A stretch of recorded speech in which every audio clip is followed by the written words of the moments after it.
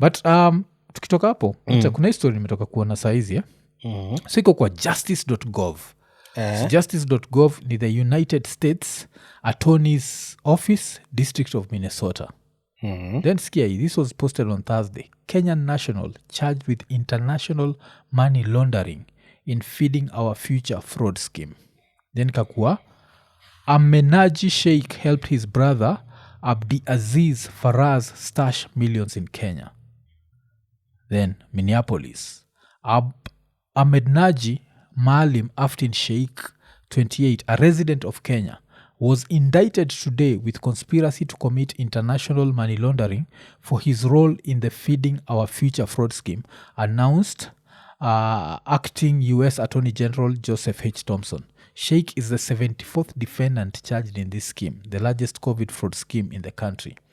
I share the outrage of my fellow Minnesotans at seeing money meant to feed hungry children converted into fortunes half a world away. Sheikh's indictment shows yet again that we are up against it. It is another window into the many fraud schemes that have seeped into every corner of our state. But we cannot shrink from confronting this crisis. We must come together as Minnesotans and demand that fraud stop now. We must protect the future of our children. So kitu kama hiyo, kitu moja inanichekesha ni hiyo jina Minnesotans. So, sasa sisi kama Kenyans we are Minnesotans. Then ikaendelea ati for example in April Abdiaziz Farah purchased an apartment building in the South Sea neighborhood of Nairobi jo. So ni manisha hii area jo niko hii area niko kuna pesa ya Minnesota jo. Yes. Alafu so wamebonga jo hizi stories zote and yeah, so what do you feel about this thing where you have hii kitu ni interesting. On November 7th 2024 Sheikh applied to enter the 2026 diversity immigration. The diversity visa program, also known as Nini. The program seeks to so come say hata wangemtaka wangemwacha tu akuja US alafu they arrest him from there, but now he's a Kenyan.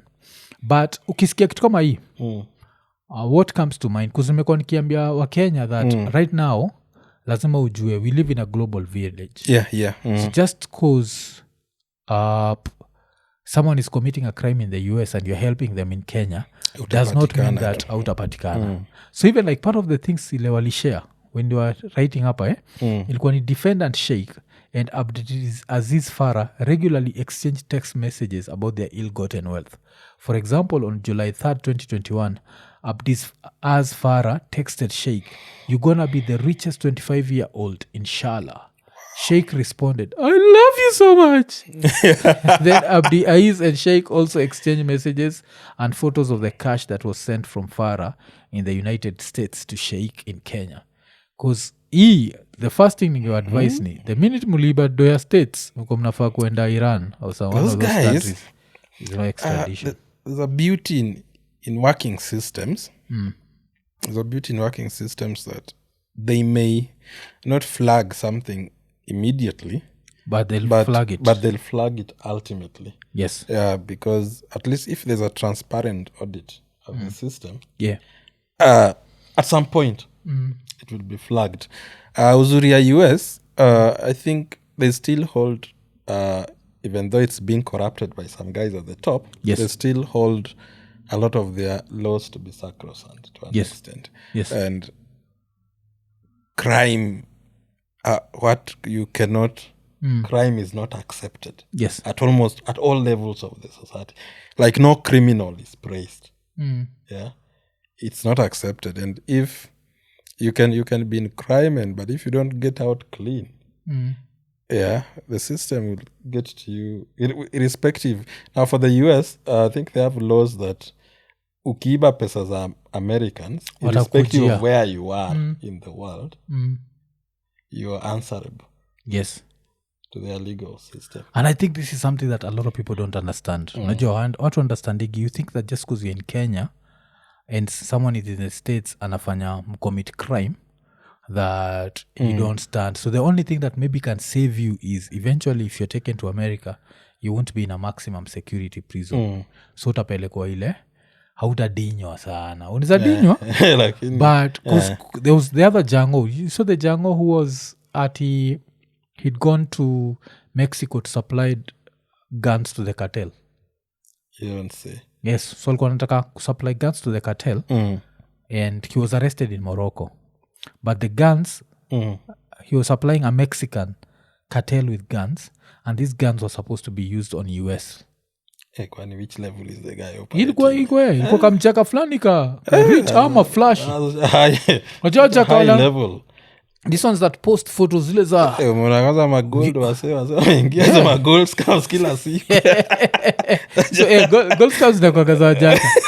So kulikuwa na hii I was saying these are the sort of dudes wale kuandikaga we all have 24 hours.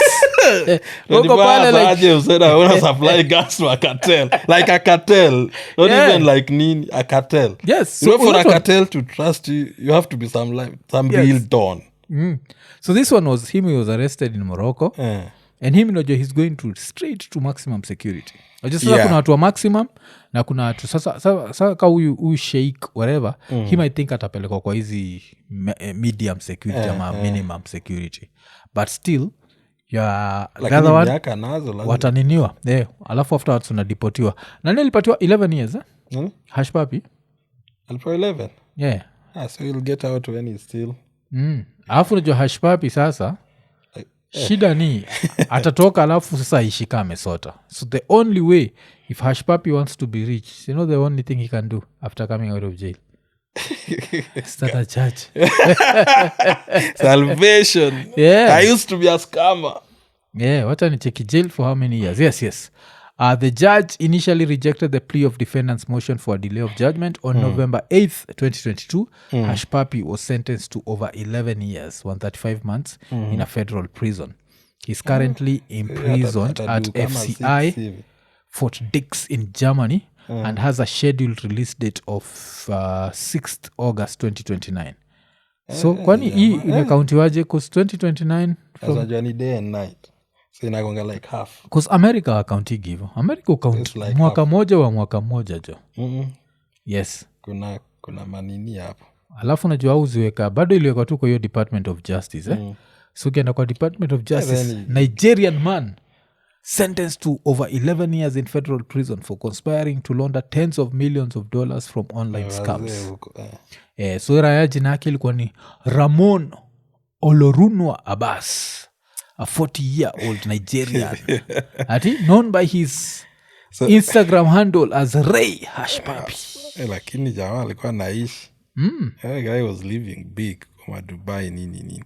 So I think if America sort of succeeds in doing that because it's still the superpower, so it can force other countries to comply. Yes. So because we already have agreements with them,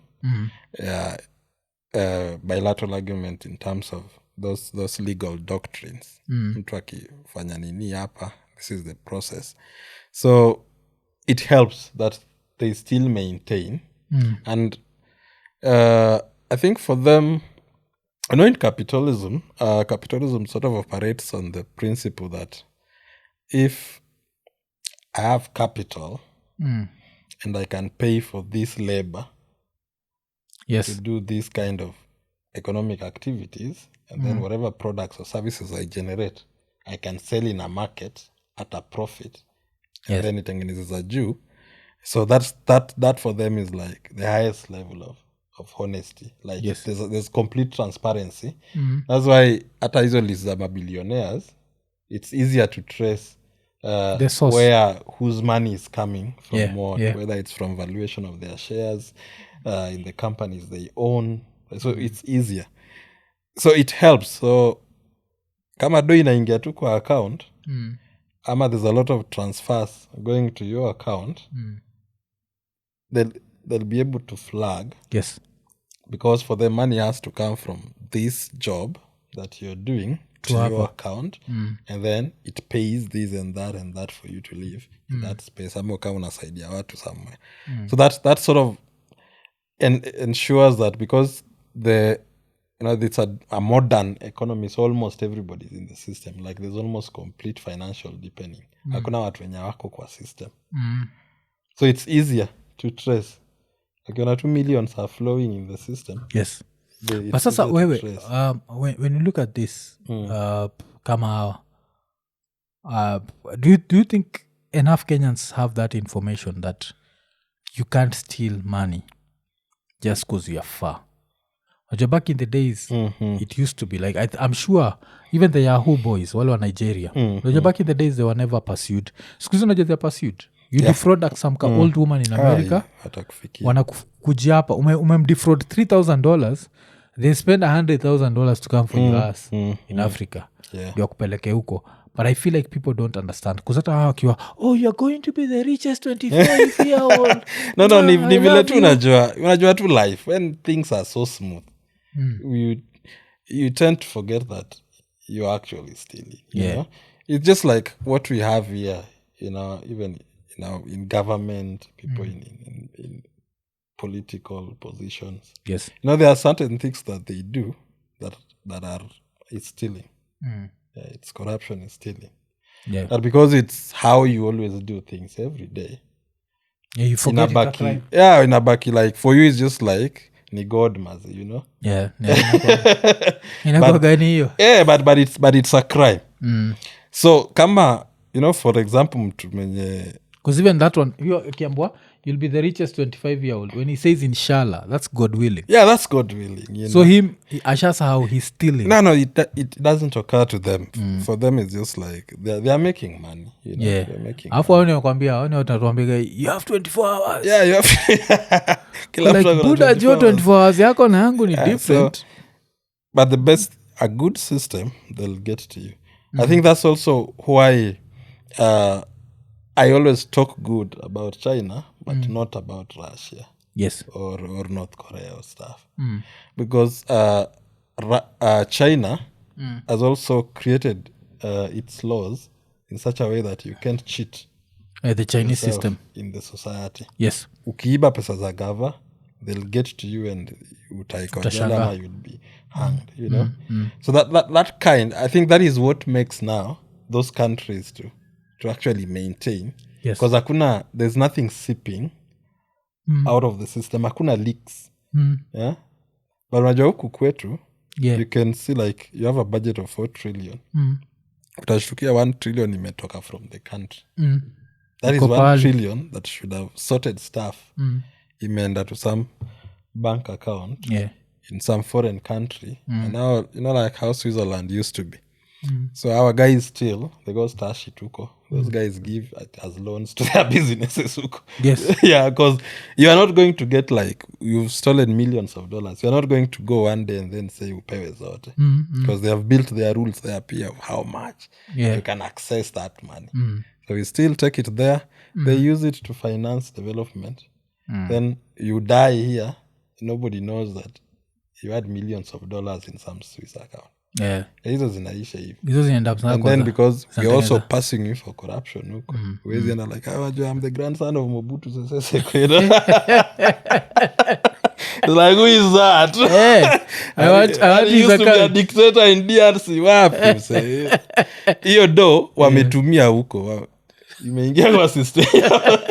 Ikasaidia other stuff. Ikasaidia Kabila few hospitals there.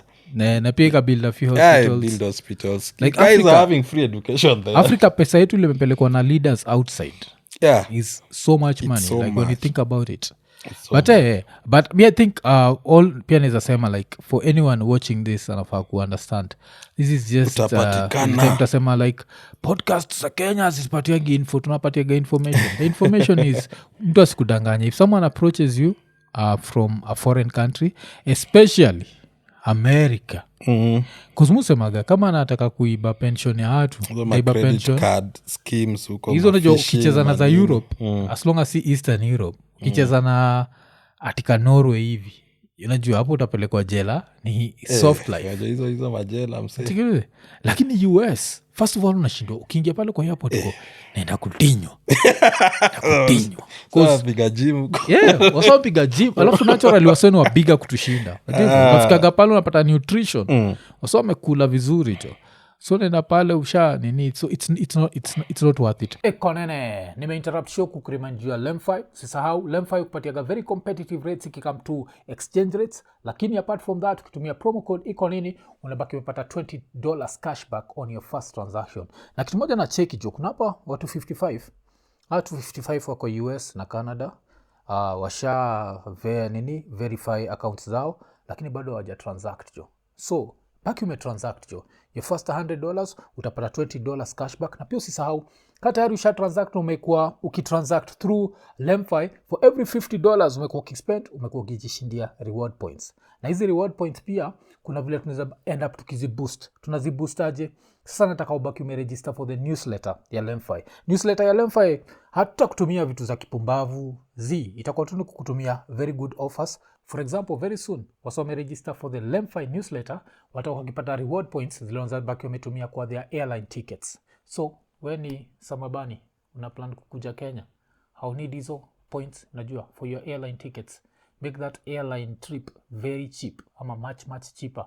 Baki umechangamka. So vile nimesema, changamka, ingia lemfi. Kama hujai register for lemfi, usisahau promo code ni ekonene on your first transaction, ubaki umepata $20 cashback. Kama sivyo, register for newsletter. Every time we spend $50 una get some reward points. So unangoja nini jo? Lemfi, international payment for everyone. Ekonene. Wacha turudi kwa show.